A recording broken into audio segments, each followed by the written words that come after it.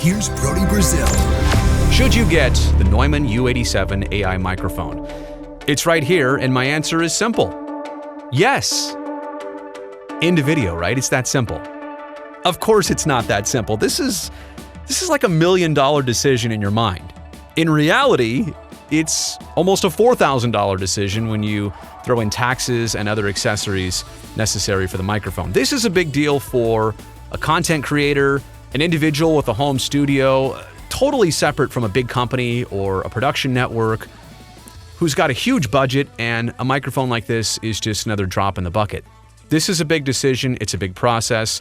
I'm going to try and help you through it. And I'm also going to assume that because you're watching this video and you're realizing the magnitude of a purchase like this microphone, that you're either considering it or you just bought one of these microphones and you're still trying to justify the purchase. I'm going to help walk you through it, but I also want to throw out this disclaimer. I really do think it's impossible to answer the question, should you get it or not, in a simple way, because there are infinite combinations of three things: wants, needs, and resources, specifically financially, that you may have to make this purchase. But what I do have for you in this video is kind of a checklist covering most of the aspects of the decision-making process that I went through, and a process I think you should go through after I've been using this mic now for almost a year. Let me begin with point number 1 out of 5. Does your production actually require this microphone? What I mean by that is that some people who professionally work in voiceover or broadcasting, or they have legitimate production careers, they are required to have not just a great mic, but this specific microphone. So if that is your case, then obviously the answer has to be yes. But for so many others, this will be kind of a luxury item and a luxury purchase. It's an end game, it's a holy grail type mic, and that's okay. That's perfectly okay if, let's say, you have two of the three things between want, need, and resources to get this microphone. But I want to make it clear what I found after using this mic for a while, using other great mics like the MKH416 from Sennheiser, the TLM103, a little brother to this mic, in fact, a newer mic than this one from Neumann, is this: 99% of tasks can be done at the top 1% of quality with microphones at literally 1/3 of this price.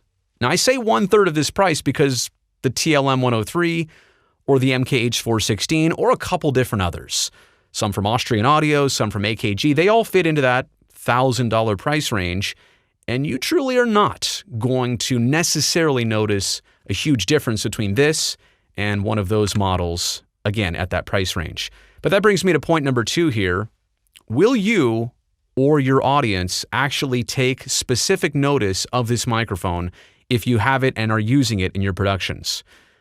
In my opinion, if you're coming from something like a USB mic or a handheld dynamic mic or a headset mic of lesser fidelity, and then you're coming to this, yes, you're absolutely going to notice the difference. And your audience, even if they're not savvy to production, they're just going to know that something sounds different or clearer or better. Again, they may not be able to define that, but I truly think if you're coming from one of those places, they're going to notice it.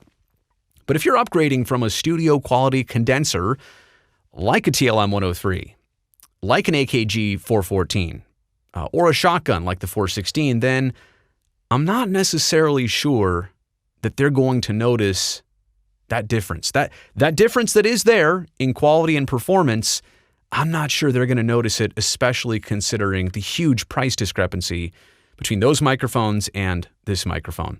And let me close out this thought by saying, in this age of phones and earbuds and tablets and digital compression, right? Everything is compressed between when you record it and when somebody hears it.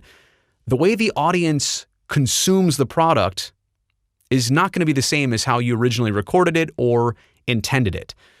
The end product is always going to be a little bit less than the way you record it. So yes, it is important to start with the best quality and have that trickle down to the end result. But how high do you actually need to start if it's going to get that low in the digital compression as part of the broadcast? Point number 3 of 5 here is, what is your recording space like?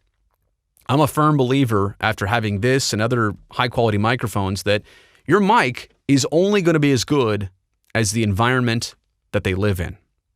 I mean, consider this. Spend $3,200 on a mic and spend $0 on room treatment? A lot of people do it. I don't know that it makes complete sense, but that's the thing. When I say spend $0, you can actually spend nothing on room treatment, but still do it well because you likely have things like pillows and blankets and maybe an extra mattress or packing blankets are a huge deal. You can get them on the cheap and they're very effective. There's a lot of ways to treat your room for next to nothing or literally $0 and have it sound good. But you have to do something to your room if you want to use this microphone and get the full results of it. Common sound dampening is what I'm talking about here, plus shock mounting. I also want to say that if you're going to get this microphone, in most regards, in most situations, that a proper shock mount is absolutely necessary for it. Can't imagine spending this much on a microphone, then hearing all the vibrations of bumping up against it or the table that it sits on. Let's move on to point number 4. What else will be downstream from this microphone?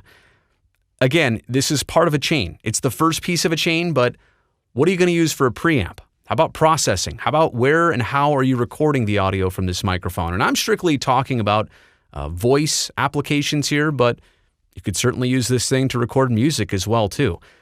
There are infinite great recording chains. I'm not going to tell you here that you need a specific preamp mixed with a specific interface to your computer.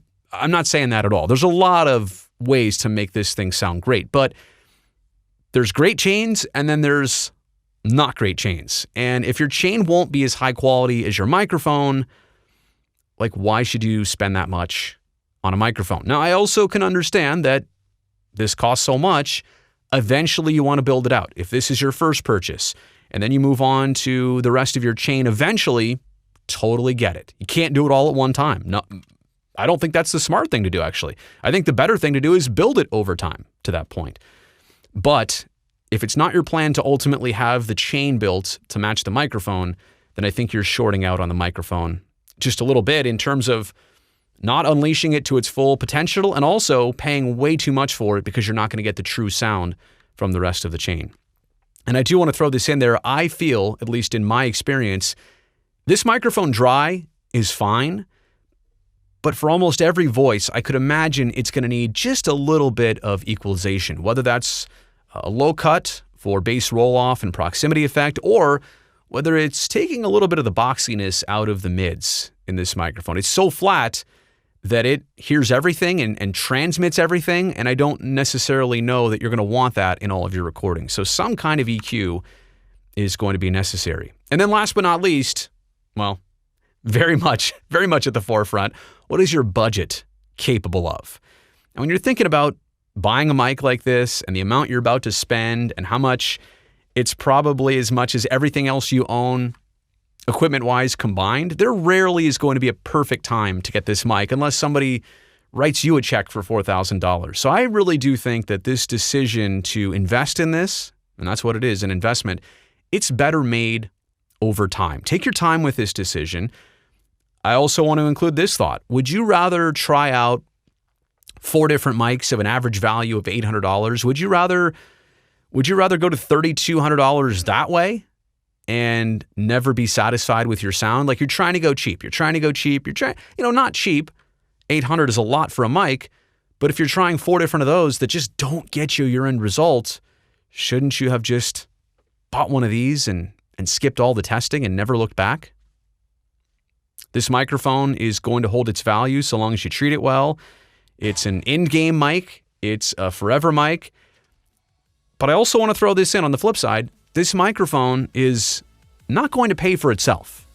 Because I have this here in the home studio, YouTube revenue is not going to equally increase as the price of this, matches what I spent on it.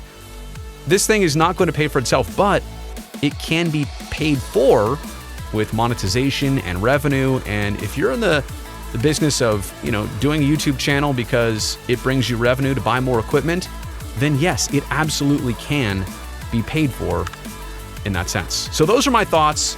Should you get a Neumann U87Ai? I'll just say it like this. Sticker shock is real. The decision is intense. I know, that's why I made this video. But I would imagine that for most people, if they think out this decision and they apply themselves to that checklist and everything seems to work for the most part, you are not going to regret getting one of the world-class microphones that's ever existed.